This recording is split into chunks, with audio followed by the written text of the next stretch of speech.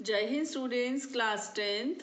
आज हम आपको सिखाएंगे पाइथागोरस प्रमेय, पाइथागोरस थ्योरम कैसे बनी, कहाँ से बनी और होती क्या, ये तो सबको मालूम है, लेकिन वो बनी कैसे वो हम सिखाएंगे। होती क्या है, उसका स्टेटमेंट क्या है, एक बार सुन लीजिए।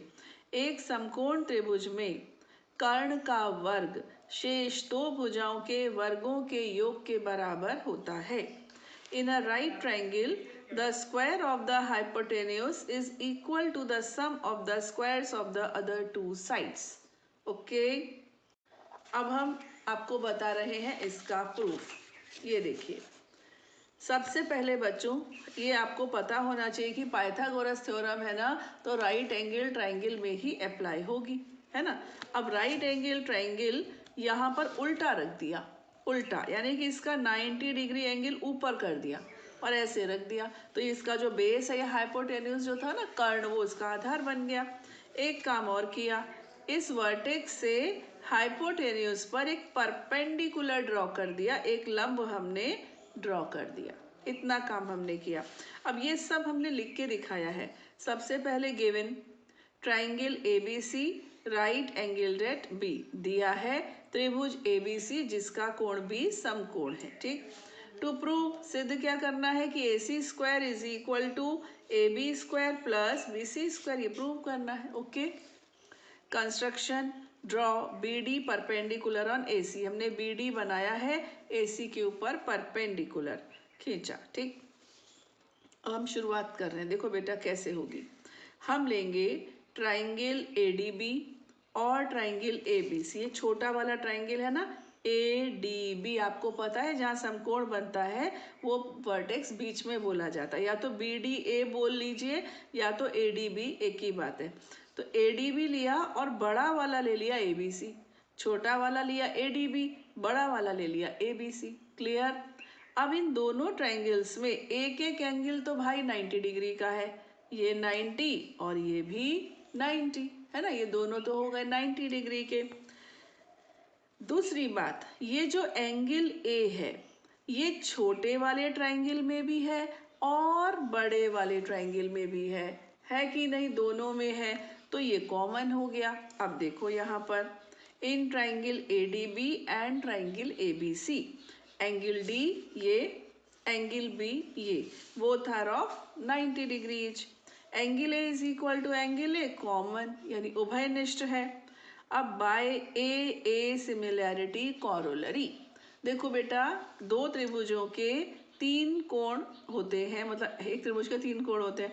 अगर ये इसके इक्वल है, ये वाला इसके इक्वल है, तो ये जो बचा ये क्या बचा, ये बचा 180 माइनस ये दोनों, ये भी 180 माइनस ये दोनों, फिर ये दोनों इक्वल है तो जो बचेगा वो भी तो इक्वल ही बचेगा ना, तो ये वाला एंगल भी इक्वल ही माना जाता है। यानी तीनों एंगल इक्वल नहीं पता, दो पता है तो भी हमारी थ्योरम लग जाती है। तो हम इसको बोलते हैं ए समरूपता उपप्रमेय द्वारा। अब ये दो ट्रायंगल्स बेटा हो गए सिमिलर। अब जब दो ट्रायंगल सिमिलर होते हैं तो दूसरी कंडीशन अप्लाई होती है, यानी कि इनकी साइड्स का रेशियो सेम होता है। ओके, अब देखो हमारा जो राइट एंगल था B इसका और इसका राइट एंगल था D, तो एंगल D की अपोजिट साइड क्या है AB, हाइपोटेन्यूज क्या है AB, बड़े वाले ट्रायंगल का हाइपोटेन्यूज क्या है AC, यानी रेशो होगा AB और AC का। क्लियर, AB और AC का रेशो होगा। अब ये जो एंगल A है ये छोटे ट्रायंगल में भी है और बड़े ट्रायंगल में भी है। छोटे ट्रायंगल में एंगल A की अपोजिट साइड BD है और बड़े वाले ट्रायंगल में एंगल A की विपरीत भुजा BC है। छोटे वाले में A के सामने BD खड़ी है, बड़े वाले में A के सामने BC खड़ी है। तो देखो मैं यहाँ लिख रही हूँ, ठीक। सबसे पहले छोटे वाले ट्रायंगल का हाइपोटेन्यूज क्या है AB अपॉन, ये देखो छोटे वाले ट्रायंगल का हाइपोटेन्यूज है AB, बड़े वाले ट्रायंगल का हाइपोटेन्यूज है AC, तो AB के अपॉन में आ जाएगा AC। क्लियर। अब देखिए ये जो एंगल A इक्वल है तो छोटे ट्रायंगल में इसकी अपोजिट साइड है BD, है ना, और बड़े ट्रायंगल में इसकी अपोजिट साइड है BC। इतना मैंने आपको बता दिया। आगे बढ़ते हैं। अब देखो छोटे वाले ट्रायंगल में AD हो गई बी डी हो गई, क्या रह गई ए डी, तो तीसरी साइड हो गई ए डी। ऐसे ही बड़े वाले ट्राइंगल में देखिए ए सी हो गई, बी सी हो गई, क्या रह गई ए बी रह गई, है ना। अब आप क्या करो, ये देखो कि किसी साइड का स्क्वायर बन रहा है क्या। अगर मैं इन दोनों को लूँ तो क्या होगा, A B into B C is equal to A C into B D, किसी काम का नहीं है। लेकिन मैं अगर इन दोनों को ले लूँ, आप देखो इसमें भी ए बी है, इसमें भी ए बी है, क्लियर, इन दोनों में ए बी है, तो मैं इसको कैंसिल, इसको हटा रही हूँ, ये दोनों ले रही हूँ, ओके। तो क्या होगा देखो ए डी, ये A D upon A B पहले लिखा है, और फिर ए बी अपॉन ए सी, है ना। क्रॉस मल्टीप्लाई किया तो ये बन गया बेटा A B square is equal to A D into A C, A D into A C is equal to A B square. Equation 1 ready हो गई। अभी हमने क्या किया था, छोटे ट्राइंगल को बड़े ट्राइंगल के सिमिलर, अब ये वाला जो ट्राइंगल आया है बी डी सी, अब हम इस ट्राइंगल को original triangle A B C के समरूप सिद्ध करेंगे। बी डी सी और ए बी सी लेंगे, इसमें देखें क्या क्या बराबर है। देखो एक एंगल बी 90, इसका एंगल डी 90, एक एंगल तो ये इक्वल हो गया, है ना। दूसरा ये जो एंगल सी है ना बेटा, ये इस वाले ट्राइंगल में भी है और बड़े वाले ट्राइंगल में भी है, दोनों में है, क्लियर। तो यहाँ पर भी ए देखो डी और बी 90, सी दोनों जो है कॉमन है, तो ए सिमिलरिटी कॉरोलरी से समरूपता उपप्रमेय द्वारा ये दोनों भी समरूप हो गए। अब यहाँ पर हम साइड्स का रेशो लेते हैं। देखो बड़े वाले ट्राइंगल का हाइपोटेन्यूस, बड़े वाले ट्राइंगल का हाइपोटेन्यूस है बच्चों बी सी, ये देखो ये बी सी, और ओरिजिनल ट्राइंगल, ओरिजिनल का हाइपोटेन्यूस क्या है ए सी, तो बी सी की तुलना ए सी से होगी, ठीक। अब ये एंगल सी इक्वल है, तो एंगल सी की अपोजिट साइड इसमें तो है बी डी, और एंगल सी की अपोजिट साइड इसमें क्या है ए बी। अब देखो इस वाले ट्राइंगल में बी सी हो चुकी है और बी डी हो चुकी है, कौन रह गई डी सी रह गई, है ना। बड़े ट्राइंगल में आ जाइए, देखिए इसमें ए सी हो चुकी है, इसमें ए बी हो चुकी है, तो क्या रह गया बी सी। इसमें भी हमें स्क्वायर बनाना है तो हमें ये दोनों लेने होंगे, B C upon A C is equal to D C upon B C. यहाँ पर हमने यही लिया, सी डी डी सी एक ही बात है बेटा, C D upon B C is equal to B C upon A C. Cross multiply किया तो ये हो गया C D into A C is equal to B C square.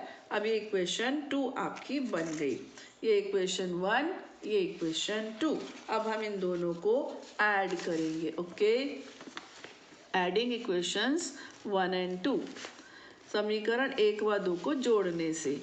अब इधर राइट हैंड साइड में तो ये जुड़ गई और लेफ्ट में देखा तो ये आ गया, और चांस की बात ए सी दोनों में आ गई, देख लो ए सी दोनों में आ गई, ए सी हमने कॉमन ले ली, ठीक है। यहाँ से क्या रह गया ए डी और यहाँ से क्या रह गया सी डी। अब डायग्राम को अगर ध्यान से देखा जाए तो ए डी और C D, A D plus C D, ये दोनों मिलकर क्या बना रही हैं ए सी। ए डी और डी सी को जोड़ दो तो क्या बन रहा है ए सी। तो अब ये हो गया ए सी इंटू ए सी, है ना। ए सी इंटू ए सी से क्या बन गया A C square, A B square plus B C square is equal to A C square. यही हमारी पाइथागोरस थ्योरम कहती है। अब हम पढ़ेंगे इसका कन्वर्स, यानी कि इसका विलोम, उल्टा। पहले क्या था, अगर एक समकोण त्रिभुज है तो उसमें ये थ्योरम अप्लाई हो रही है। दूसरा अब हम पढ़ रहे हैं कि अगर कहीं पर ये थ्योरम होल्ड कर रही है, यानी कि लंबी वाली साइड का स्क्वायर बाकी दो साइड्स के स्क्वायर्स के सम के इक्वल आ रहा है, इसका मतलब हो ना हो ये राइट एंगल ट्राइंगल है। पाइथागोरस प्रमेय का विलोम, यदि किसी त्रिभुज की एक भुजा का वर्ग अन्य दो भुजाओं के वर्गों के योग के बराबर होता है, ये देखो मैंने इसके आगे लिखा ही नहीं, तब लंबी भुजा का विपरीत कोण समकोण होगा। ठीक है, ये मैंने लिखा ही नहीं, आधी छोड़ दी। अगर सबसे लंबी साइड का स्क्वायर बाकी दो साइड्स के स्क्वायर्स के सम के इक्वल होता है तो सबसे लंबी भुजा का जो विपरीत कोण होगा ना वो 90 डिग्री का होगा। In a triangle if square of one side is equal to the sum of the squares of the other two sides then the angle opposite the first side is a right angle. ठीक, बड़े अच्छी प्यारी सी theorem है, बहुत छोटी सी और प्यारी सी। सबसे पहले आप क्या करो, चलिए अब हम क्या करेंगे, देखिए हमारे पास एक ट्राइंगल है ABC, इसके बारे में हमें जानकारी नहीं है, बस ये पता है कि जो सबसे लंबी वाली साइड का स्क्वायर है ये बाकी दो साइड्स के स्क्वायर्स के इक्वल है, ये पता है। अब हमको क्या बताना है, हमको बताना है कि एंगल 90 का है। इसके लिए हम कंस्ट्रक्शन करेंगे, कुछ बनाएंगे। क्या बनाएंगे, हम एक एंगल 90 डिग्री का जानबूझकर बनाएंगे कहीं पर भी, है ना। और ये जो RQ लेंगे इसको CB से नाप लेंगे, जितनी बड़ी CB है उतनी बड़ी RQ ले लेंगे। ठीक, ये तो 90 डिग्री नहीं है, मतलब हमको पता नहीं कितना है, ये हम जानबूझकर बनाएंगे 90 का ही बनाएंगे। RQ किसके बराबर लेंगे, CB के, और QP PQ किसके बराबर ले लेंगे, नाप के बनाएंगे AB के। अब ये तो 90 डिग्री है ना। अब ये 90 डिग्री है बच्चों, तो यहाँ तो पाइथागोरस अप्लाई होगी ही होगी, यानी कि PQ square plus QR square is equal to PR square होना ही होना है। अब PQ, ये PQ हमने किसके बराबर नाप के बनाई है, AB के, है ना। QR किसके बराबर नाप के बनाई है, BC के। अब ये क्या आ गया, PR स्क्वायर। अब लेफ्ट हैंड साइड इसकी और इसकी तो सेम दिख रही है, AB square plus BC square, ये भी AB square plus BC square. अगर एक साइड बराबर है बच्चों तो दूसरी साइड भी इक्वल होगी, यानी कि AC और PR के स्क्वायर को भी इक्वल होना पड़ेगा। इसका मतलब AC is equal to PR। अब देखो ये दो ट्राइंगल है, BC बराबर RQ हमने बनाई, AB बराबर PQ हमने बनाई, PR बराबर AC अभी हमें पता चली, अभी पता चली कि ये भी बराबर है बाबा। अब हमने सर्वांग समता प्रमेय पढ़ी, यानी कॉन्ग्रुएंसी के रूल्स पढ़े, उसमें हमने पढ़ा SSS, याद आया। तो तीनों ही साइड्स जब इक्वल होती है तो ट्रायंगल कैसे होते हैं, कॉन्ग्रुएंट, यानी सर्वांग सम। अब ये दो त्रिभुज SSS की वजह से सर्वांग सम हो चुके हैं। ठीक है, अब ये सर्वांग सम है तो बाइसिपिसिटी, इसका हर चीज इक्वल होनी चाहिए, तो इसका मतलब ये एंगल किसके इक्वल होना चाहिए, एंगल B के। और ये तो हमने नाप के 90 का बनाया था, तो ये 90 का था बच्चों, तो फिर B को भी 90 का होना ही पड़ेगा। अब इस चीज को हमने समझा कर लिखा हुआ है। टू प्रूव, सिद्ध करना है कि angle B is right angle, कोण B समकोण है। कंस्ट्रक्शन, रचना करेंगे, त्रिभुज PQR बनाएंगे, ठीक है, और उसमें राइट एंगल एट Q पर राइट एंगल होना चाहिए, और सच दैट PQ AB के इक्वल होनी चाहिए और QR BC के इक्वल होनी चाहिए। त्रिभुज PQR की रचना करी जिसमें कोण Q 90 डिग्री है तथा PQ और AB बराबर हैं और QR और BC इक्वल हैं। ठीक है, अब प्रूफ शुरू होता है। इन ट्राइंगल PQR, ये वाला PQR, using Pythagoras theorem we have, त्रिभुज PQR में पाइथागोरस प्रमेय द्वारा क्या होगा, PR square is equal to PQ square plus QR square. अब PQ के प्लेस पर AB रख दिया, QR के प्लेस पर BC, बाय कंस्ट्रक्शन, रचना से हमने बनाया ही ऐसा था, है ना। अब ये हो गया PR स्क्वायर। अब देखो ये पहले से दिया हुआ है, ये अभी आया, दोनों की एक साइड इक्वल है, इसका मतलब PR square is equal to AC square. Clear, इसका मतलब ये भी है कि PR is equal to AC हो गया। ठीक, अब ट्राइंगल ABC और PQR को देखिए, AB बराबर PQ, BC बराबर QR, AC बराबर PR, यानी कि by SSS congruency theorem, SSS सर्वांग समता प्रमेय द्वारा ये दोनों त्रिभुज हो गए बच्चों सर्वांग सम। ठीक है, CPCT से क्या हो गया, angle B is equal to angle Q, और एंगल Q तो हमने बना ही 90 था, इसका मतलब एंगल B भी 90 हो गया। हैंस प्रूव्ड, यही सिद्ध करना था। खुश रहिए बच्चों, पढ़ते रहिए और बढ़ते रहिए। जय हिंद।